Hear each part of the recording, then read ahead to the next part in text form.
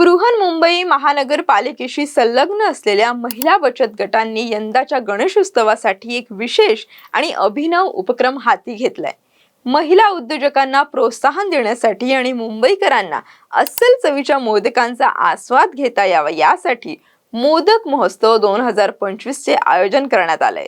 या उपक्रमाअंतर्गत महिला बचत गटांनी तयार केलेले पारंपरिक उकडीचे तसेच तळलेले मोदक मुंबईकरांना घरपोच उपलब्ध करून दिले जाणार आहेत। होय, जे तुम्ही ऐकताय ते खरंच आहे।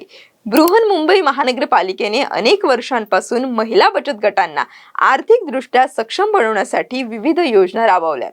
मोदक महोत्सव 2025 हा त्यांच्या प्रयत्नांचा एक भाग आहे।